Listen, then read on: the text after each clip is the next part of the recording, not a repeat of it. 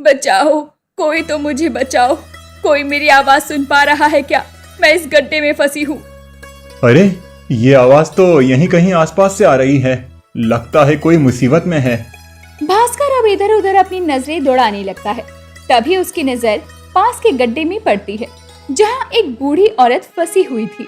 भास्कर अपनी पत्नी अन्नपूर्णा और 12 साल की बेटी दिव्या के साथ रहा करता था। भास्कर और उसका परिवार बेहद गरीब था।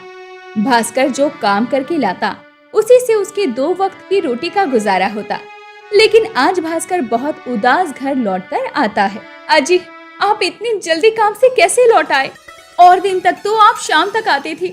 आपकी तबीयत तो ठीक है ना? हाँ अन्नपूर्णा, तबीयत तो ठीक है, लेकिन किस्मत खराब है। मुझे कुछ समझ नहीं आ रहा, क्या करूं? ऐसी बातें क्यों कर रहे हैं आप? कोई बात हुई है क्या? हाँ, आज सुबह शहर से कई सारे लोग आए थे। उन्होंने सरपंच जी के गोदाम में जांच पड़ताल की और उसके बाद गोदाम में ताला लगा दिया। वो लोग कह रहे थे कि सरपंच जी मिलावटी मसाला बेच रहे हैं। इसका मतलब कि आपका काम छूट गया। हे प्रभु, गांव के आधे लोग तो सरपंच जी के गोदाम में काम करके 2 वक्त की रोटी का गुजारा कर लेते थे। अब गोदाम ही बंद हो गया तो हम गरीबों का क्या होगा? यही सोच सोच कर मैं परेशान हो रहा हूँ। मुझे कुछ समझ नहीं आ रहा, लेकिन मुझे मेरे भोलेनाथ पर पूरा भरोसा है, वो सब ठीक करेंगे। अजी, आज घर में अन्न का एक दाना भी नहीं है। मेरा नाम अन्नपूर्णा जरूर है, लेकिन मैं भी अन्न की पूर्ति नहीं कर सकती। मैं कुछ करता हूँ, तुम चिंता ना करो। भास्कर अब घर से निकल पड़ता है और वो लाला की दुकान पर जाता है। लेकिन लाला भास्कर को पिछला पैसा उधार होने की वजह से राशन नहीं देता। अब वो इधर उधर भटकता है, लेकिन उसके हाथ कुछ नहीं लगता और फिर से भास्कर उदास होकर घर आता है। क्या हुआ, खाली हाथ लौट आए? कोई बात नहीं, मैं अभी झुमरी काकी से चावल और आटा लेकर आई हूँ। आज का इंतजाम हो जाएगा, कल के बारे में कल सोचेंगे। पिताजी, आप इतना परेशान क्यों हैं? क्या मैं आपकी कोई मदद कर सकती हूँ? नहीं बिटिया, अभी तो बहुत छोटी है और तुझे अभी अपनी पढ़ाई लिखाई पर ध्यान देना है, इन सब बातों पर नहीं। अन्नपूर्णा रात के खाने का इंतजाम तो कर लेती है, लेकिन अगली सुबह हर दिन की तरह भास्कर उठकर भोलेनाथ के मंदिर जल लेकर पहुंचता है। हे प्रभु, इस विपदा में मेरी मदद करना। मेरा काम छूट चुका है, घर में अन्न का दाना नहीं है और मुझे कुछ समझ भी नहीं आ रहा, मैं क्या करूं? मैं अपने परिवार को भूखा नहीं देख सकता। इतना कहकर भास्कर रो पड़ता है और अपना सारा दुख अपने भोलेनाथ को कह सुनाता है। अब जब भास्कर घर आता है तो वो देखता है कि उसके घर से साधु भिक्षा मांगकर लौट रहे हैं। अरे अन्नपूर्णा, तुमने उन साधु बाबा को खाली हाथ तो नहीं लौटाया ना? जी नहीं, आधा कटोरी आटा और थोड़ी सी चावल थे तो मैंने उन्हें दे दिए। हमारे द्वार पर कितनी आस के साथ वो साधु बाबा आए थे, भला मैं उन्हें खाली हाथ कैसे लौटाती? अगर मेरे पास कुछ ना होता तो मैं उनसे क्षमा मांग लेती। अब तो घर में अन्न का एक भी दाना नहीं है। ठीक है, मैं काम ढूंढने निकल रहा हूँ, कहीं ना कहीं से बंदोबस्त हो ही जाएगा। सुनिए, अभी जो साधु बाबा गए हैं उन्होंने मुझे बताया कि सभी परेशानियों का हल एक बार कावड़ यात्रा पर जाने से होगा, जिससे कई सारी दिक्कतें परेशानियां दूर हो जाती हैं। हाँ बिल्कुल अन्नपूर्णा, मैं भी यही सोच रहा था। थोड़े पैसों का बंदोबस्त हो जाए तभी तो मैं कावड़ यात्रा को लेकर हरिद्वार निकलूंगा। यहाँ तो खाने के लिए भी आफत आ गई है। भास्कर अब घर से निकल जाता है। वो काम की तलाश में था और कई जगह काम मांगता भी है, लेकिन उसे कहीं कोई काम नहीं मिलता। अब वो थक कर एक दुकान के पास बैठ जाता है। तभी उसके पास एक सेठ जी आते हैं। सुनो, क्या तुम मेरी मदद कर सकते हो? मदद के बदले थोड़े पैसे ले लेना, क्योंकि मुझे कोई भी अनाज की बोरी उठाने के लिए नहीं मिल रहा है। मुझे यही कुछ 20 से 30 बोरियां गाड़ी में लोड करवानी हैं। हाँ साहब, जरूर जरूर, मैं अभी आपकी अनाज की बोरियां गाड़ी में लाद देता हूँ। इतना कहकर भास्कर गाड़ी में बोरियां लादने लगता है। कुछ ही समय में अनाज की बोरियों को वो गाड़ी में लाद देता है। सेठ भी खुशी से भास्कर को 500 रुपए देते हैं, जिसे देखकर भास्कर खुद से कहता है, चलो आज के खाने का बंदोबस्त तो हो गया और साथ में हरिद्वार जाने का भी बंदोबस्त। क्या तुम हरिद्वार जा रहे हो? अरे वाह वाह, क्या बात है। ये लो 5000 रुपए। इन पैसों का तुम गंगा मैया को प्रसाद चढ़ा देना और जो बचे वो अपने पास रख लेना।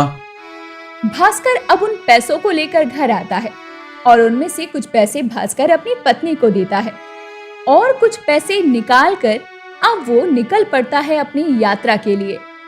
रास्ते में भास्कर कई जगह आराम करता हुआ हरिद्वार पहुंचता है और गंगा जी को प्रसाद चढ़ाकर गंगा जल लेकर भोलेनाथ पर जल चढ़ाते हुए उनसे कहता है, हे प्रभु, अब तक आपने ही हमेशा मेरी मदद की है, आगे भी आप मेरा साथ देते रहिएगा। आज मैं यहाँ बस आपकी वजह से आया हूँ, वरना कल तो मैंने सोचा भी नहीं था कि मैं आपको जल चढ़ाने इतनी दूर आ पाऊंगा। अपने इस गरीब कांवड़िया भक्त के हाथों से जल स्वीकार करें प्रभु, जल स्वीकार करें। अब भास्कर जल चढ़ाकर घर की तरफ लौट रहा होता है। वो थका हुआ था और एक पेड़ के नीचे अपनी कावड़ टहनी पर टांग कर बैठ जाता है। तभी उसके कानों में एक आवाज आती है, बचाओ, कोई तो मुझे बचाओ, कोई मेरी आवाज सुन पा रहा है क्या? मैं इस गड्ढे में फंसी हूँ। अरे, ये आवाज तो यहीं कहीं आसपास से आ रही है, लगता है कोई मुसीबत में है।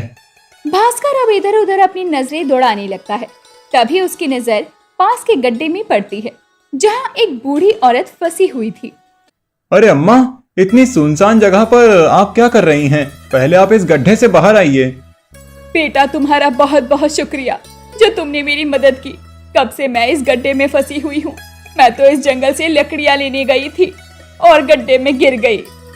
कोई बात नहीं, बताइए आपका घर कहाँ है? मैं आपको आपके घर तक पहुँचा देता हूँ। मेरा कोई ठिकाना नहीं है, मेरा कोई घर बार नहीं। मैं जहाँ ठहर जाऊँ वही मेरा घर और ठिकाना हो जाता है। तुमने मेरी मदद की, इसके लिए तुम्हारा बहुत बहुत शुक्रिया बेटा। ये लो, ये भोलेनाथ का प्रसाद है। मेरे तो बहू बेटे हैं नहीं, तो इसे तुम ही रखना और अपने बच्चों को खिला देना। भास्कर उस बूढ़ी औरत का दिया हुआ प्रसाद ले लेता है।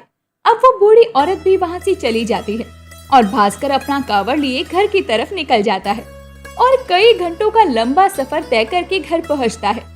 घर पहुँचने के बाद वो सबसे पहले सेठ जी के पास प्रसाद देने पहुँचता है, लेकिन उसे वहाँ पर कोई गोदाम नजर नहीं आता, जहाँ उसने कई दिनों पहले गाड़ी में अनाज की बोरियां ला दी थी।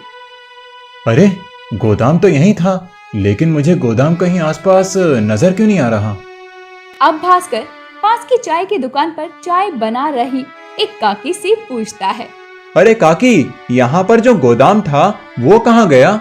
मैंने यहाँ पर कुछ दिन पहले कई सारी अनाज की बोरियां गाड़ी में लादी थीं और अब मैं यहाँ पर आया हूँ तो वो गोदाम मुझे कहीं दिखाई नहीं दे रहा। अरे, बावड़ा हो गया है क्या? यहाँ कोई गोदाम कभी भी नहीं था और तू किस गोदाम की बात कर रहा है? अरे नहीं नहीं, यहाँ कोई गोदाम नहीं है, लगता है कोई सपना देख लिया होगा तूने बेटा। नहीं नहीं, सच में काकी, यहाँ पर कुछ दिन पहले गोदाम था, मैंने उस गोदाम से अनाज की बोरियां ला दी हैं। भास्कर भी घर जाकर अपनी पत्नी अन्नपूर्णा को सारी बात बताता है। अन्नपूर्णा भी ये बातें बहुत अजीब है, इसी बात की हाँ में हाँ मिलाती है। तभी भास्कर अन्नपूर्णा से उस बूढ़ी औरत का दिया हुआ प्रसाद का नारियल तोड़ने को कहता है। उस थैली में कई सारे नारियल थे। जब अन्नपूर्णा उस नारियल को तोड़ती है तो उसमें से पैसे, सोने चांदी के सिक्के मिलते हैं और ये देखकर अन्नपूर्णा और भास्कर दोनों ही हैरान रह जाते हैं। पहले मुझे गोदाम का दिखाना, सेठ जी का पैसा देना और मेरी मदद करना, और जब मैं कावड़ यात्रा से लौट रहा था तो उस बूढ़ी अम्मा का मुझे प्रसाद देना और प्रसाद में ये सोने चांदी का निकलना, ये सारी बातें मुझे समझ नहीं आ रही। अरे समझना क्या है, ये सब भोलेनाथ की कृपा है। हम गरीबों पर भोलेनाथ ने धन की वर्षा कर दी है। इतने सारे सोने चांदी मैंने पूरी जिंदगी में कभी नहीं देखे। तुम बिल्कुल ठीक कह रही हो। भोलेनाथ का पहले मेरी मदद करना, फिर इस गरीब की कावड़ यात्रा, सब कुछ भोलेनाथ की कृपा की वजह से हो पाया है।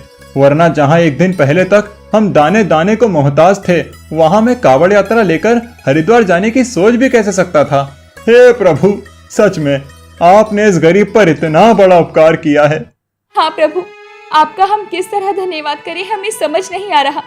सच में भोले तो भोले हैं, वो अपने भक्त को कभी भी कष्ट में नहीं देख सकते। गरीब भास्कर की कावड़ यात्रा वो कभी नहीं भूल पाता। जिस तरह से अनाज सेठ का मिलना, उसकी मदद करना और भास्कर की कावड़ यात्रा पर मिली उस बूढ़ी औरत का भास्कर को प्रसाद देना और प्रसाद में से सोने चांदी के सिक्के निकलना, ये सब भोले ने अपने भक्त पर प्यार ही तो बरसाया था।